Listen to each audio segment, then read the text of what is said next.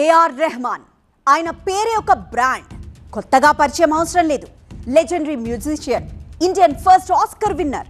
ఆ బాలగోపాలాన్ని ఫిదా చేసే అద్భుతమైన పాటలు ఇచ్చిన రెహమాన్ ఓపెన్ గా సారీ చెప్పారు, జస్ట్ ఒక చిన్న ట్యూన్ కోసం. మణిరత్నం డైరెక్ట్ చేసిన పొన్నియిన్ సెల్వన్ సినిమాలోని పాట ఇది. ఇందులో ఏఆర్ చేసిన క్రియేషన్ పై పెద్ద రచ్చే జరిగింది. చివరికి ఇది పక్కా క్రెడిట్ చోరీ అని తేల్చేసింది సుప్రీం కోర్ట్. రెహమాన్ ఈ పాట కోసం ఆ ట్యూన్ ని లేపింది ఎక్కడి నుంచి అంటే 1996లో రిలీజ్ అయిన ఒక సీడీ కలెక్షన్ నుంచి.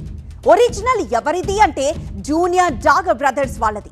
1978 జూన్లో హాలండ్ లో జరిగిన ఒక లైవ్ కాన్సర్ట్ లో పాడిన శివ మహాదేవ స్తుతి ఇది.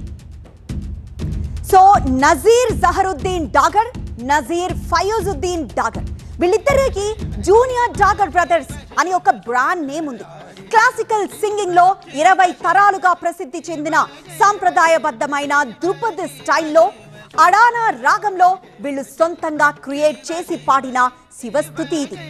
ఈ ట్యూన్ పై పేటెంట్ మాకే సొంతం, సినిమా పాటలో ఎలా వాడుకుంటారు అని కోర్టుకెక్కారు జూనియర్ డాగర్ బ్రదర్స్.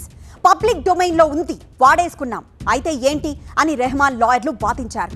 దీంతో కోర్టు ఆగ్రహించి హిందుస్థానీ శాస్త్రీయ సంగీతంలోని బేసిక్స్ ని కాపీ రైట్ యాక్ట్ కింద కాపాడాల్సింది అంటూ తీర్పునిచ్చింది.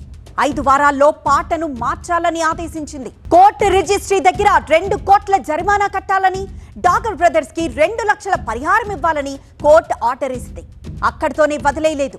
ఓటీటీ ప్లాట్ఫామ్స్ లో స్ట్రీమ్ అవుతున్న పొన్నియిన్ సెల్వన్ మూవీలో రెహమాన్ తో పాటు వీళ్లకు క్రెడిట్స్ ఇవ్వాలన్నది సుప్రీంకోర్టు ఆదేశం. సో ఇది ఏఆర్ రెహమాన్ క్రెడిట్ చోరీ కహాని. సినిమా మ్యూజిక్ అన్నాక కాపీ మాస్టర్లు, కాపీ క్యాట్లు కొత్తేమీ కాదు.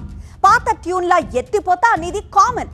కానీ మీరు కూడానా ఇదేంటి మాస్టారు అని వాపోతున్నారు రెహమాన్ హార్డ్ కోర్ ఫ్యాన్స్.